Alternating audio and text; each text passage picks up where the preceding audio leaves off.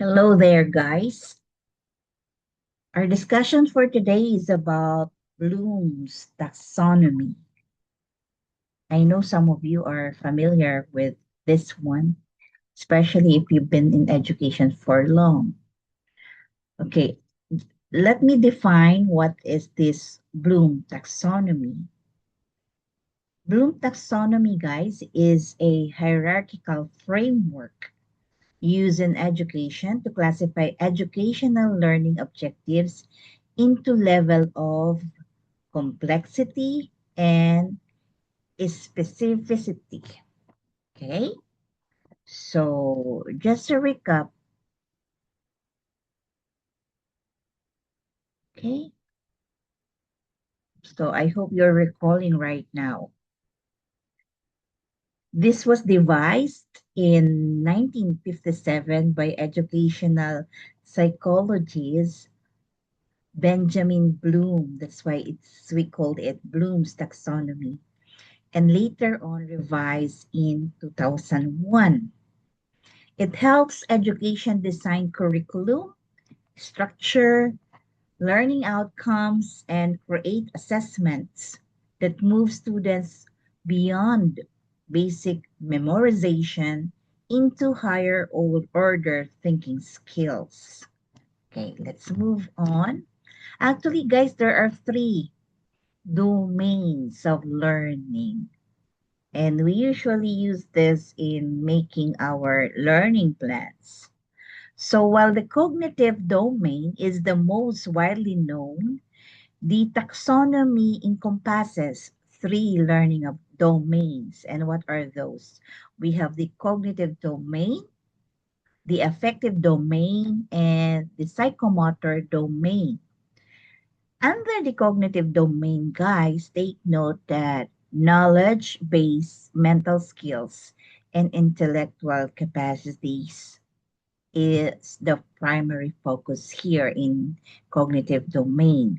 And the affective domain, guys, it has something to do about growth in feelings, our values, attitudes, and emotional areas.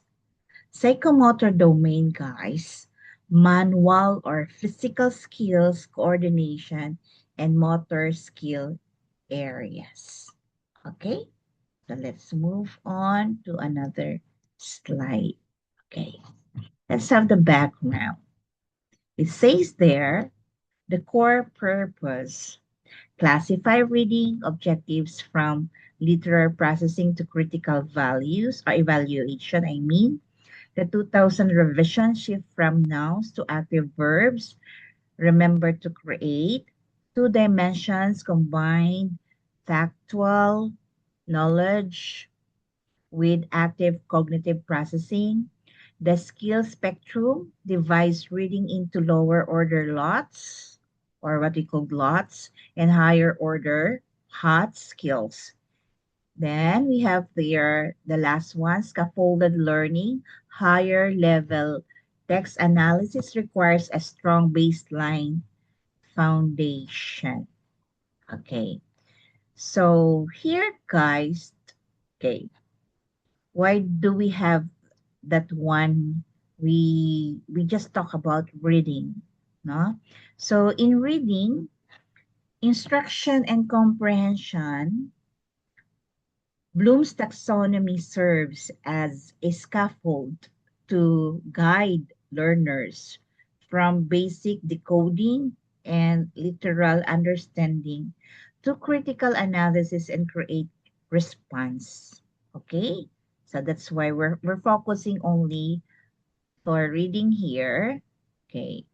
So for remembering, for example, remembering, which is literal, we mentioned about reading comprehension, okay, focus. Here we're recalling directly stated facts, setting or characters.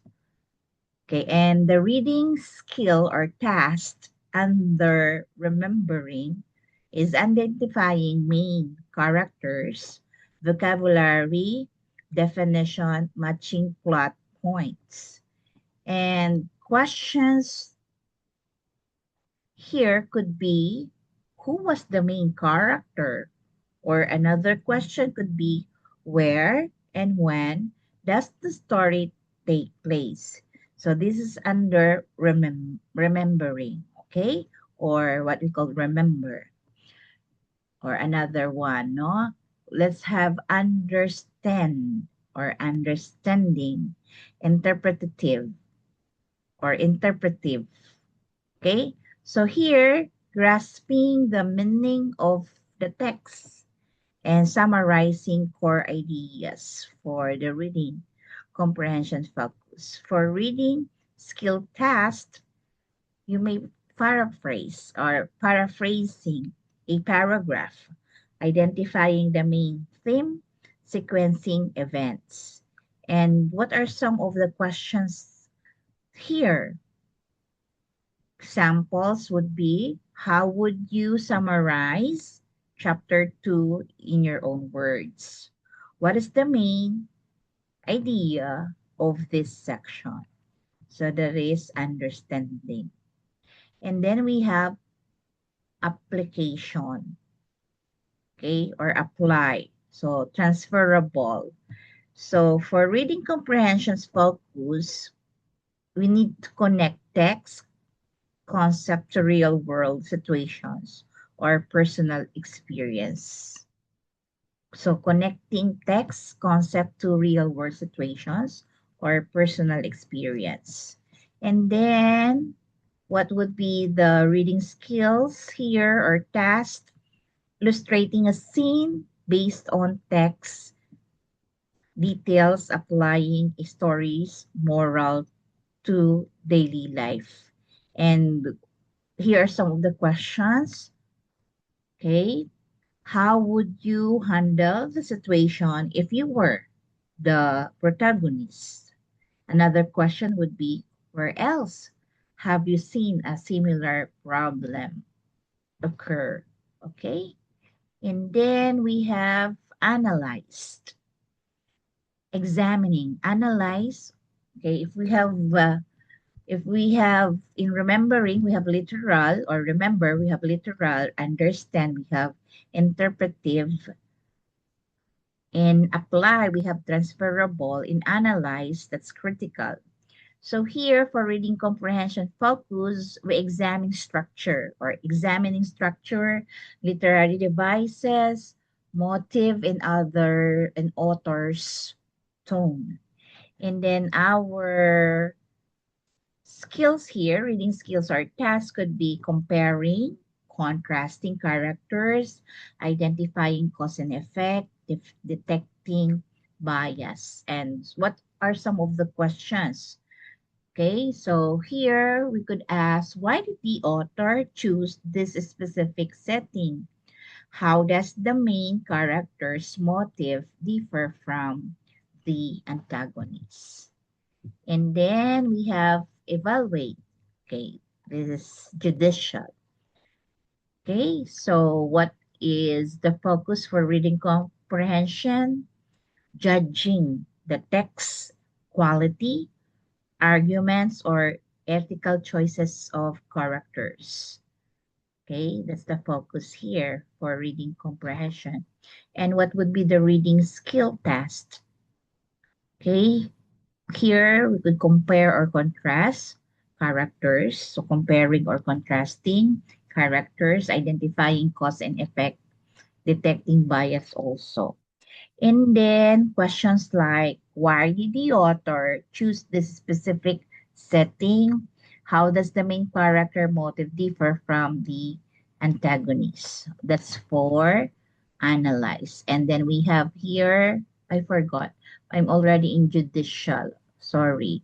For judicial, for evaluate, judging the text quality, arguments, or ethical choices characters. That's the focus for reading comprehension. And then for our reading skill or task, of course, since it's evaluate, critiquing, okay? So their skills would be critiquing a character's decision, evaluating the strength of argument, and the questions would be, do you agree with the protagonist's final decision? Why or why not? Is the author's evidence sufficient to support their claim? So these are some of the questions here under evaluate. And then we have here, the last one is create, synthesis. What is our reading comprehension focus? Okay, of course, you have to generate new content or perspectives inspired by the by by the reading. And then what would be your task or the skill, reading skill here? For we have two, you have writing an alternative ending, drafting a sequel proposal, or converting a story to a script. And questions like, how would the story change if we were written from villain's perspective? If it were written from the villain's perspective, no? So how, I repeat the question, how would the story change if it were written from the villain's perspective? Another question could be, okay, or you may also have to design, since it's create, so you may design a new cover and write a revised synopsis for this book. Okay, that's for create. Okay, so here let's go back to this slide about the background. So this one gives us the background. Okay, it outlines the foundational background of applying Bloom's taxonomy to reading instruction. So the core purpose explains how the taxonomy organizes reading objectives on a continuum, starting from basic literal comprehension, recalling stated facts, and progressing toward critical evaluation, judging ideas and argument. And then we have there the 2001 revision. This time it highlights the update by Lauren Anderson and David Crawford, which reframed the levels using dynamic action verbs. Okay, example, changing knowledge to remembering, or knowledge to remember, and then place create top at the top to emphasize cognitive action over static learning. Then let's have two dimension. It refers to the revised taxonomy's matrix, which pairs the knowledge dimension, tactual, conceptual, procedural, metacognitive, with the cognitive process dimension, active thinking skills. And then we have there the skill spectrum, categorizes comprehension skills into lower order thinking skills, lots, such as recall and basic interpretation, and higher order thinking skills, HOT, such as analysis, evaluation, and creative synthesis. Then the last one we have there is scaffolded learning. It emphasizes that students cannot effectively perform complex text analysis, or what we call HOTS, without first developing a solid baseline of literal understanding and vocabulary recall. Okay, that's lots. Okay, so basic first, no? Before going to the HOTS, you have to go first with the lots. Okay, that would be your baseline.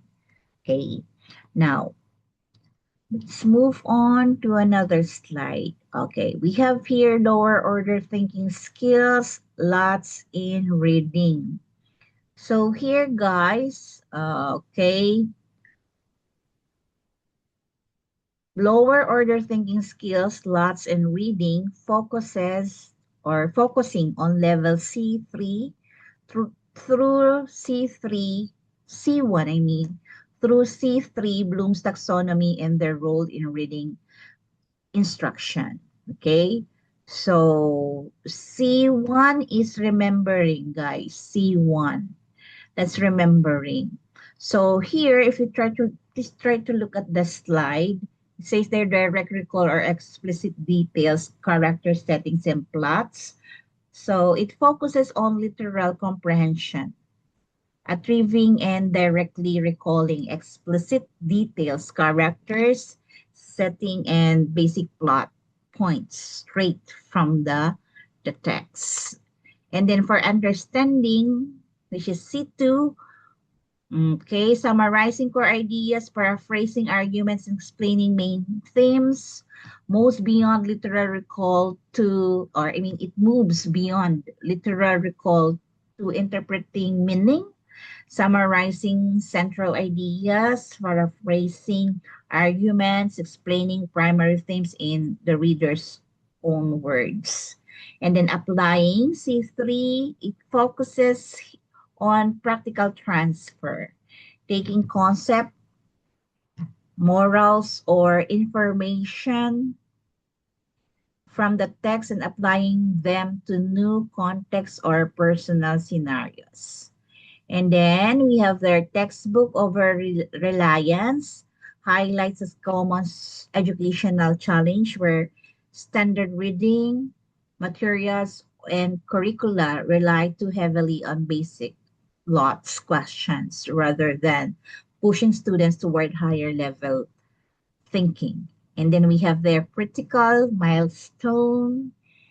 It emphasizes that lots are not inherently bad. Mastering foundational recall and comprehension serves as the essential stepping stone required before students can engage in deep critical reading thoughts.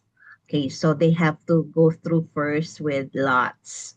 That's the main baseline. No, it emphasizes lots are not entirely bad. Mastering foundational recall, as I've mentioned, and comprehension serves as essential stepping stone required before under students, of course, can engage themselves in deep critical reading, which is HOTS.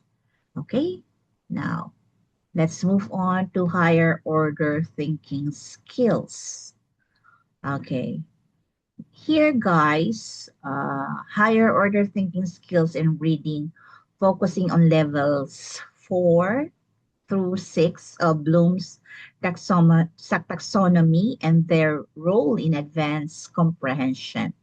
Analyzing, which is C4, focuses on breaking down the text to examine its underlying structure, identifying cause and effect relationships, and distinguish objective facts from author opinions or underlying bias.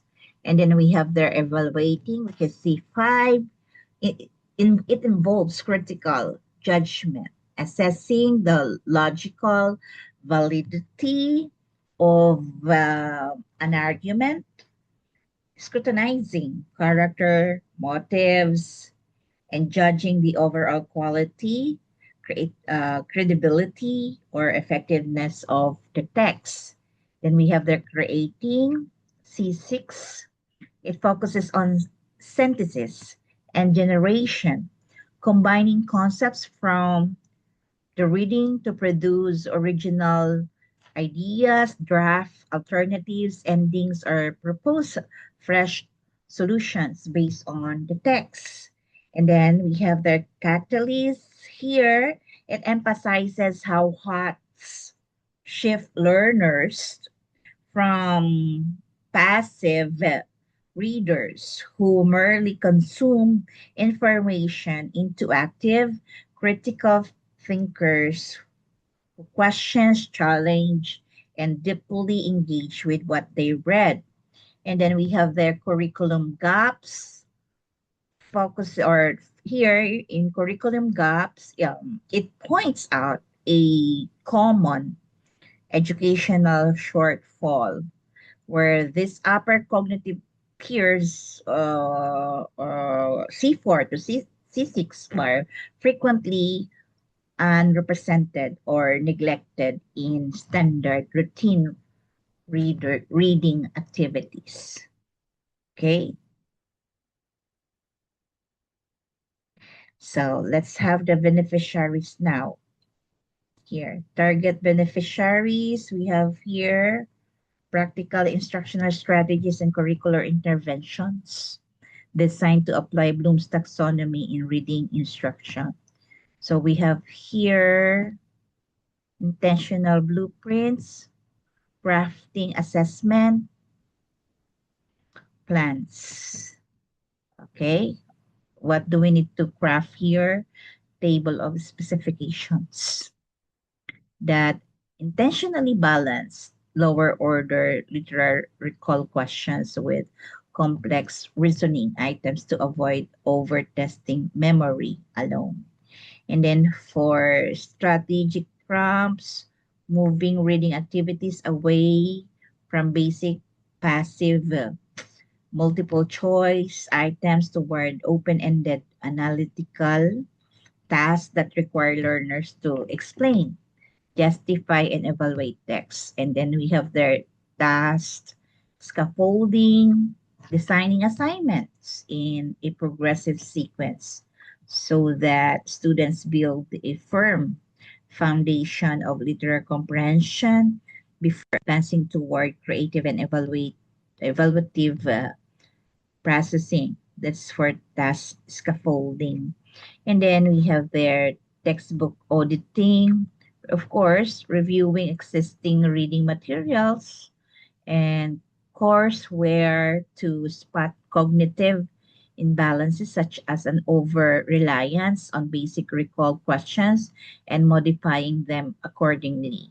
And then for supplementary text, using unfamiliar or complex reading materials alongside core text to challenge students and compel them to engage in higher level critical analysis.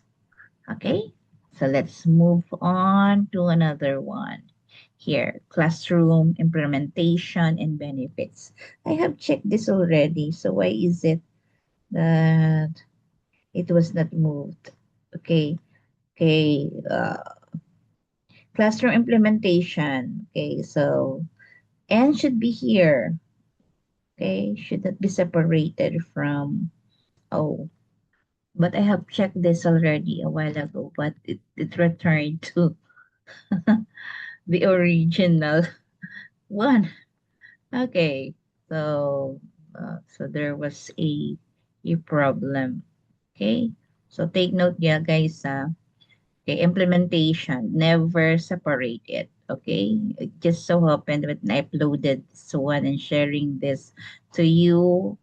Okay, and was separated from O, but never separate it. Okay, it should be one word. Class implementation and benefits. Okay, I'm telling you that's wrong. Okay, so it should be okay. It's it's the problem of the system.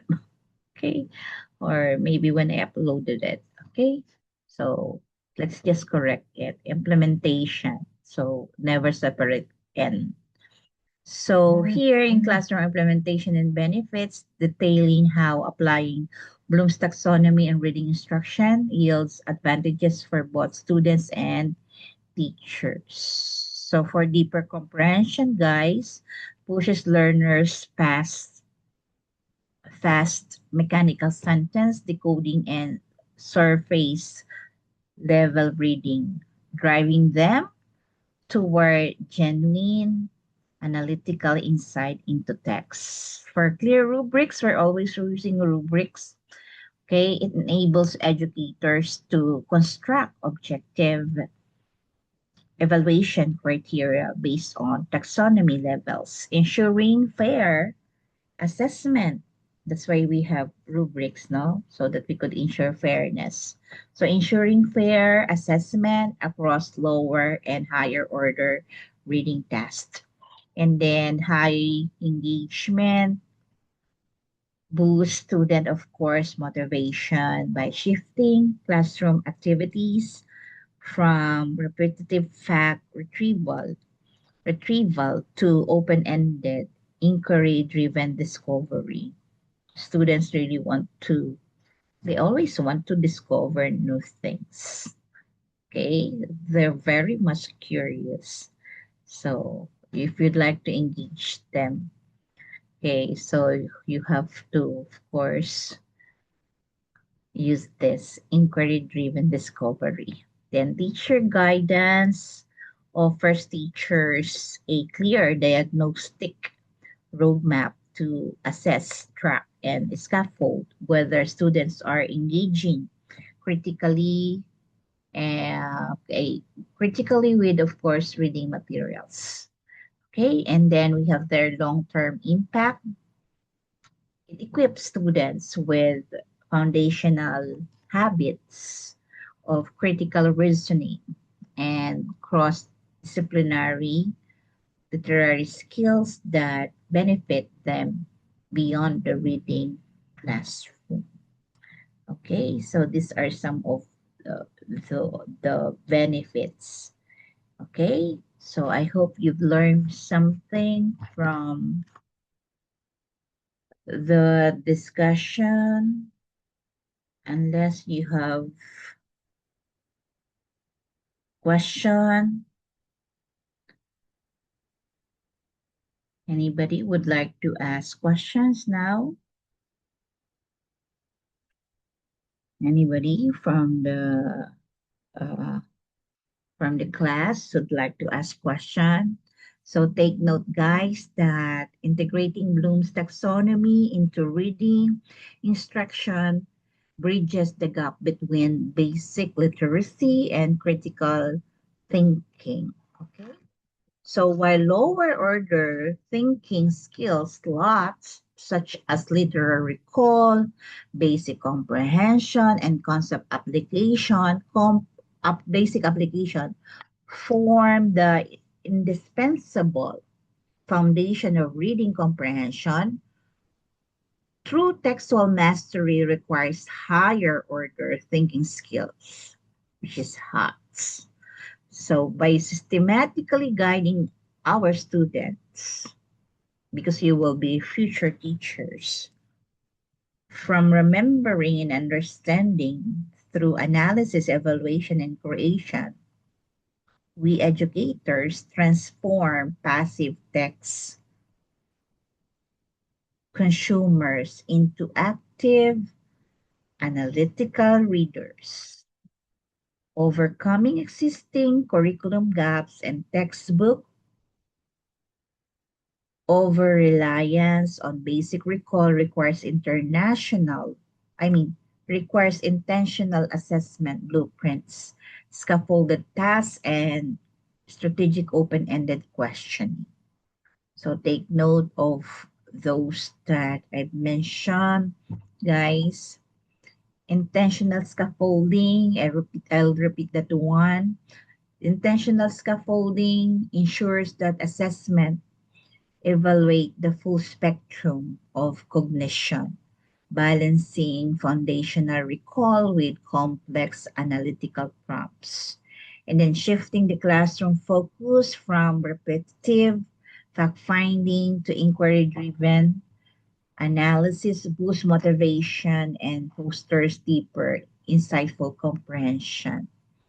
And then take note, guys, also that embedding Bloom's taxonomy into literacy instruction equips learners with lifelong critical reasoning and cross-disciplinary skills that extend far beyond the classroom.